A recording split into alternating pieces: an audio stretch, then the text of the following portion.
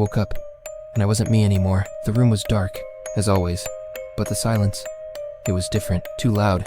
My body felt like a stranger's, strong in a cold way. My senses sharpened to the point of pain. The light, it felt like it burned. What is happening to me? I started avoiding everything. The sun, mirrors, calls, people. Something was growing inside me, a strange hunger. A feeling that I was no longer in control. Shadows seemed to dance where they shouldn't. And the line between the real and the other started to blur. I tried to understand, fought against whatever was taking over. But how do you fight something that seems to come from within you? How do you know if you're sick, or if you're becoming something else? How far can your own mind take you before you lose yourself completely in the darkness? Find out what happened that night, and what came after.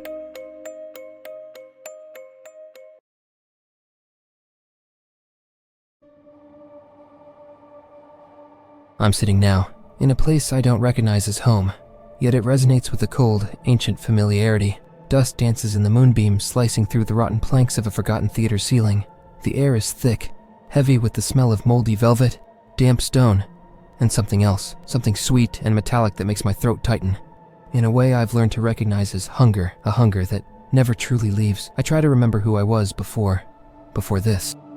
Before the night that broke everything, I try to cling to the name, Jungkook, to the smiling face in photos, the screams of fans, the warmth of the stages, the embrace of my BTS brothers. But it's like trying to hold smoke. The memories are there, but they seem to belong to someone else, seen through frosted glass, distant and growing quieter. The truth, the terrible, inescapable truth I discovered in this very dusty theater, is that Jungkook might never have been me at all. It all started, or rather, everything changed that night. I remember the exhaustion after hours of rehearsal. The choreography was demanding, the pressure for the next release immense, as always. I left the studio late, the cold soul air biting my face. I was drained. My muscles aching in a good way, the kind of ache that promises progress. I put in my earbuds, losing myself in the music as I walked through the increasingly deserted streets. I remember turning down an alley I usually avoided, a stupid shortcut dictated by fatigue. That's where the memories fragment, a quick movement in the shadows, a shiver that wasn't from the cold. I remember turning, maybe shouting, a confused struggle, strong arms holding me, an earthy, ancient smell invading my nostrils, and then a pain, not a bite, not like in the movies. It was something deeper, a piercing pain at the base of my skull, like something snapped inside, followed by an overwhelming cold that seemed to freeze my blood and extinguish the world's lights. Afterward, nothing, darkness. I woke up in my own room. The sun must have been up for hours, but my blackout curtains were drawn, plunging everything into a dense twilight. But the darkness felt different, deeper, more welcoming. The first thing I noticed was the silence, an absolute heavy silence. Where was the familiar hum of my own breathing? The faint ringing in my ears I'd always had, and my heart. I focused, waiting to feel the rhythmic thump against my ribs. Nothing. An icy void where life should pulse. Panic began to bubble up, cold and slow, rising in my throat. I sat up in bed, my movements strangely fluid. Without the usual effort, my body felt hollow, yet incredibly strong. I looked at my hands in the dim light filtering through a crack in the curtain. Pale, not just tired pale, but an almost translucent pallor, like cold marble. The air in the room seemed to vibrate with information. I could hear the tiny scrabble of a mouse inside the wall down the hall, the electrical hum of the wiring, the flutter of a moth's wings outside the window. And the smell. God, the smell. Old dust on the shelves, the residual scent of my own soap in the bathroom. And underneath it all, faint but persistent, that sweet metallic odor that seemed to come from me. I stood up, my bare feet making almost no sound on the wooden floor. I went to the bathroom, my heart pounding in a rhythm of pure terror. I flipped on the light, and the reflection staring back made me recoil. It was me, but it wasn't. The eyes seemed darker, the pupils barely distinguishable in the dimness. The skin stretched over the bones of my face with an unnatural perfection, but the worst part was the feeling emanating from that reflection. Cold, distant, predatory. It was then that my gaze fell on the thin silver chain around my neck, holding the small cross my mother had given me years ago. The instant my fingers brushed the cool metal, a burning sensation, a visceral revulsion shot through me. I ripped the necklace off with a violent tug, the clasp snapping, and threw it into the sink as if it were a venomous insect. It hit the ceramic with a sharp clink that seemed to echo painfully in my hypersensitive head. I looked at my fingers, expecting to see burn marks, but there was nothing, just the residual feeling of desecration. The word formed in my mind, absurd, impossible, torn from the pages of cheap fiction and horror movies, vampire. No, impossible. I was Jungkook. John Jungkook, singer, dancer, member of BTS. not some monster from the shadows. This had to be a nightmare, a fever, a strange reaction to something. But the silence in my chest, the cold strength in my muscles, the aversion to the cross, the deathly pallor, and the thirst. Ah, the thirst. It started as dryness but quickly morphed into a sharp gnawing pain in my throat, a need no amount of water could quench. It was a thirst for something. Thick, warm, alive. Following days were a blur of panic and isolation. I turned off my phone, ignoring the dozens of worried calls and messages from my manager, my friends, the other members. I made up a horrible illness, a crippling migraine, anything to justify my silence and seclusion. I kept the curtains permanently drawn, turning my luxurious apartment into a dark cave. The sunlight that seeped through the cracks felt physically painful, burning my hypersensitive skin, making my eyes water instantly. I tried to eat, my stomach rumbled with a deep emptiness, but every bite of my favorite food tasted like wet cardboard, like ash. The texture was repulsive. The only thing that felt remotely right was the faint scent of that metallic odor seeming to emanate from me. Or maybe it was the subtle smell of dried blood from a small cut I'd accidentally given myself on my finger, which healed almost instantly. The sight of that single bright red drop left me mesmerized and nauseated at the same time. The real hunger, the thirst for blood, grew with every passing hour, becoming a physical and mental agony. I started looking at the news, at the crowds in the streets seen from my window, not with the usual affection for fans, but with a cold, hungry calculation that terrified me. My thoughts turned dark, violent. I imagined things that made me want to retch, but the hunger only gnawed deeper. I covered every mirror in the apartment. It wasn't because I didn't have a reflection, I did, though it always seemed a little delayed, a little dead. I covered them because I couldn't stand facing the cold stranger looking back at me, the eyes that seemed to understand the hunger consuming me. In desperation, I started searching online. Symptoms of extreme anemia, severe light sensitivity, loss of taste, feeling of unusual strength. The results were inconclusive. Medical. Then, with trembling hands, I typed the forbidden word, vampire. Myths, legends, folklore, conspiracy theories. Some things resonated terrifyingly. The strength, the sensitivity, the aversion to holy symbols, the need for blood. Others seemed ridiculous, turning into a bat, garlic, stakes through the heart. But the essence felt terrifyingly real. Paranoia set in. Every creak of the building's wood, every distant siren, every shadow moving in the corner of my eye made me jump. Were they out there? Others like me? Was the thing that turned me watching me? Or worse, was I simply going insane? The line between reality and delusion began to blur dangerously. That's when the dreams started. They weren't nightmares about my current condition. They were echoes, fragments of lives that weren't mine. I saw myself in ballrooms with crystal chandeliers, wearing clothes from centuries past. I walked cobblestone streets under European night skies, the smell of rain and coal smoke in the air. I heard conversations in languages I didn't speak but understood perfectly. I saw unfamiliar faces that evoked a deep sense of familiarity, of loss, of ancient anger. I woke from these dreams not scared, but displaced, with a residual knowledge, an ancient sorrow that didn't belong to Jungkook, the pop idol. In the presence, it began subtly, a sense of not being alone, even in the silent darkness of my apartment, an instinct guiding me. When the hunger became unbearable, this presence seemed to whisper without words, suggesting where to find relief. It was what led me, one night of agony, to a butcher shop that stayed open late. I bought several packages of animal blood, pork, beef. Under the butcher's curious gaze, I returned home, the cold, damp plastic bags in my hands.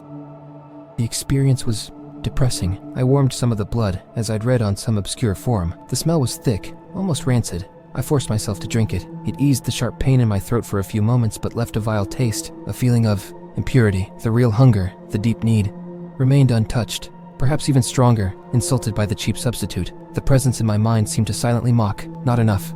It will never be enough. I started to feel like I was losing control, not just of the hunger, but of myself. The presence wasn't just an instinct. It was a separate consciousness, coexisting with me, gaining strength. It knew things. It knew how to move unseen, how to hear secrets whispered blocks away, how to feel the pulse of life in the city. It hated sunlight, with an intensity that surpassed my physical discomfort. It despised human weakness, ephemerality, faith. And it was starting to bleed into my own thoughts, my own reactions. One day I dropped a glass. Instead of the usual frustration, I felt a wave of cold, disproportionate fury, a desire to destroy everything around me. I recoiled, horrified by the intensity of the alien emotion. Who was I? What was happening to me?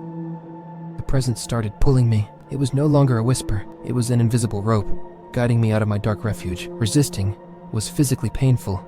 A mounting pressure behind my eyes, a deep nausea. It wanted to go somewhere, a specific place.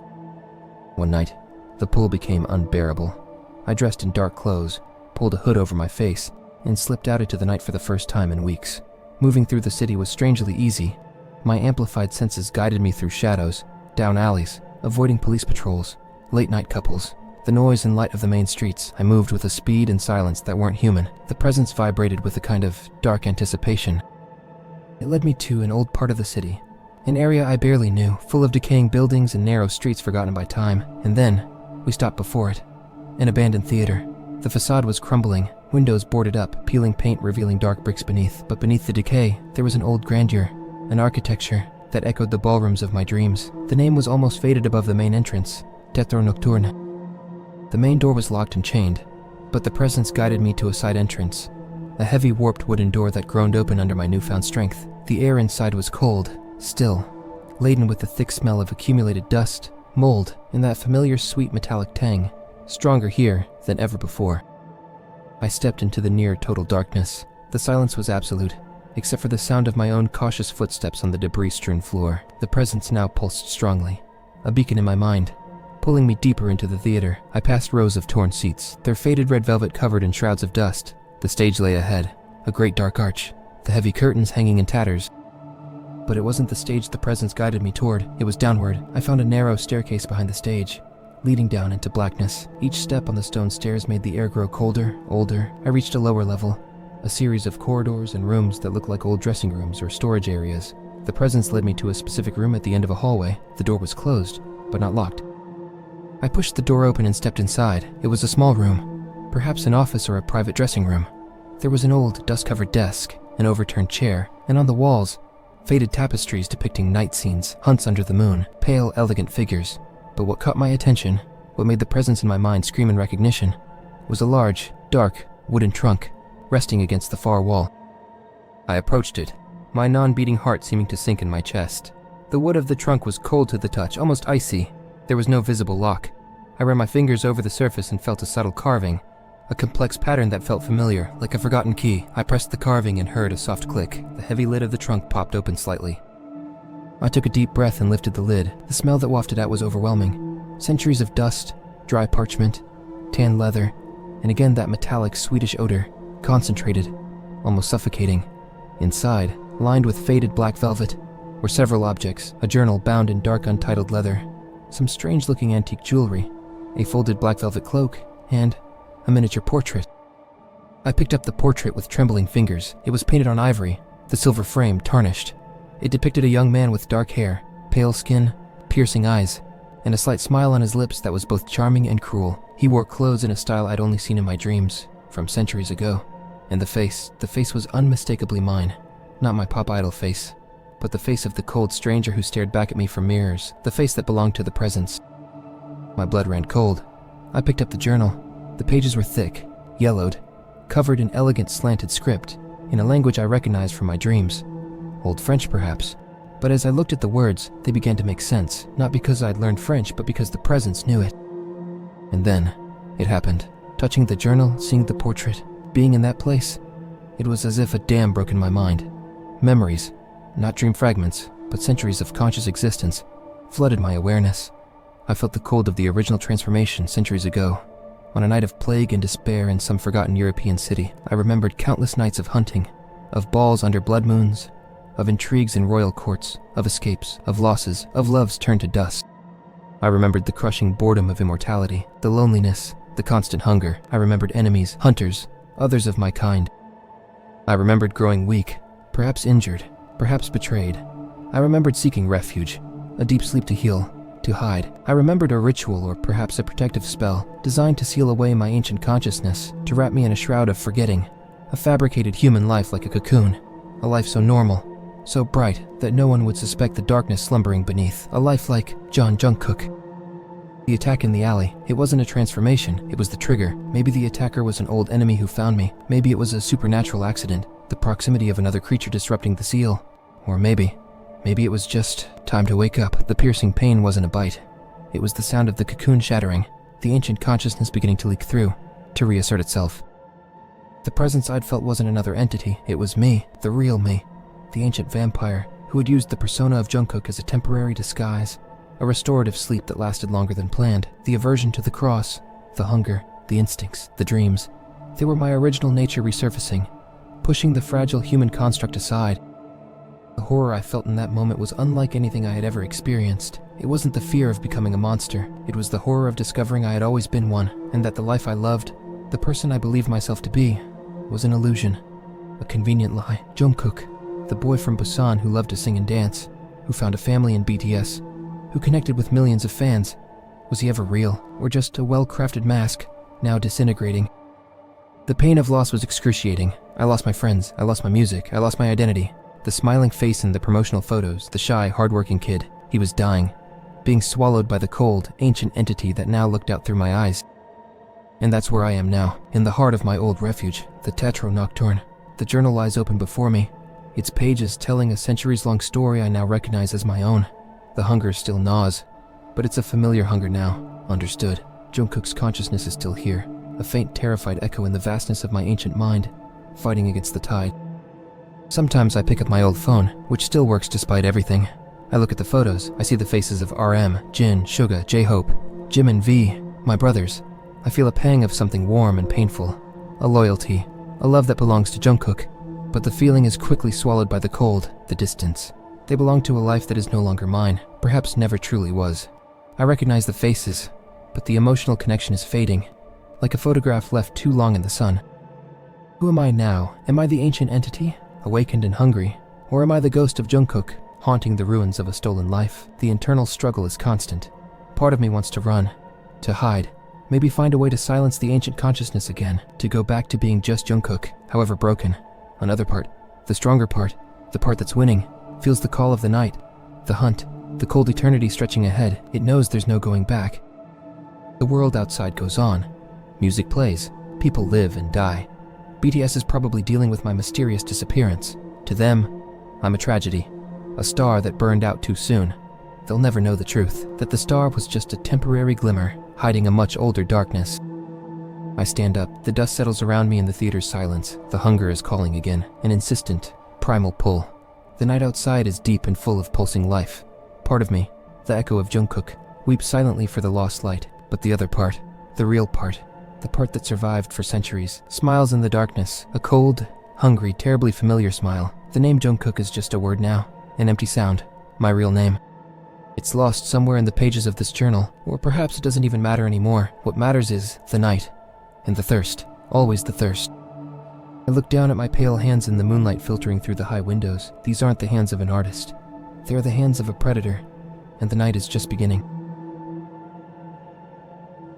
Did you enjoy the story? Subscribe, hit the like button and comment what you thought. Pick a link on the screen for more stories.